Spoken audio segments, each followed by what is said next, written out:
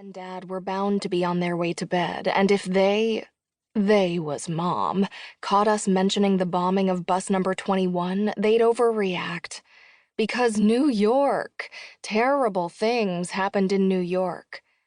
Mom trended toward "you're our baby" in a tone that meant "you in pain tortures us" as an excuse to avoid the topic.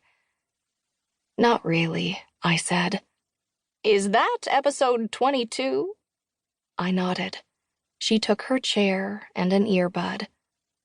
Carter Stockton was in his garage, reattaching a crushed mirror to the bus. The blowtorch was off, the protective shield propped on his forehead. He rubbed the sweat off with the back of his hand, a dozen beads instantly replacing the ones he'd wiped away. He said, "Now let me tell you about the bus driver. His name was Oscar Reyes. I spent a few hours with his widow last Saturday, so you'll get to meet her later in the episode. This amazing lady is writing a memoir about her husband called Life on the Bus." The camera cut away to a photo of Mrs. Reyes seated at a computer desk, pen in hand. "He wasn't supposed to be the driver on his last trip. Winston Alden, who was scheduled to work that trip, had a baby come 2 months early, and Oscar volunteered so Winston could stay with his wife at the hospital. All proceeds from Life on the Bus will go to the preemie's medical bills.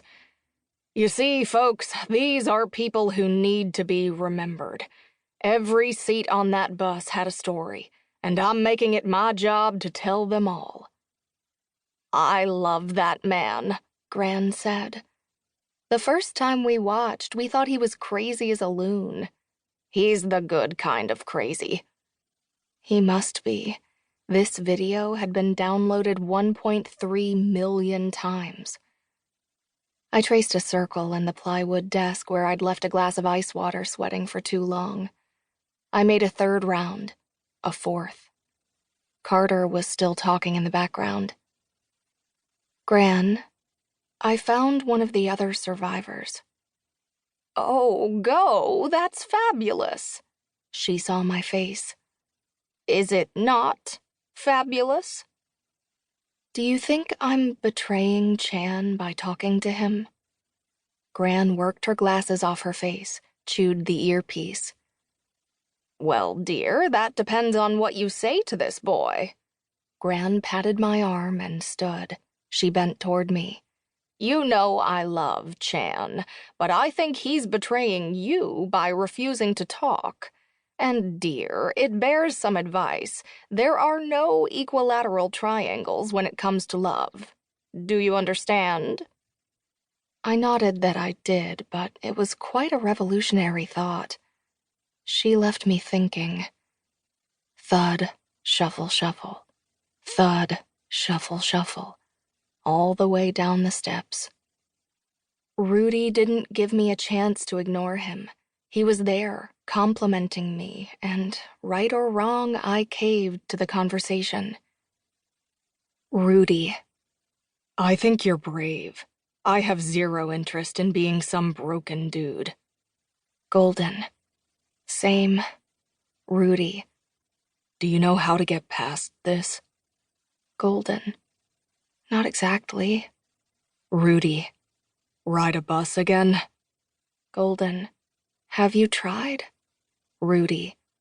"I bought a few tickets in town." Golden. And? Rudy. "Chickened out so far. One of these days, I'll go cross-country." Golden.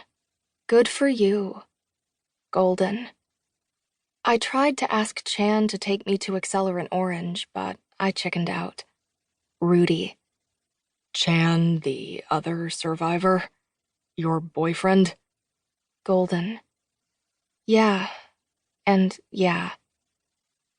I rocked back in my chair, stretched for the ceiling, and rubbed my eyes.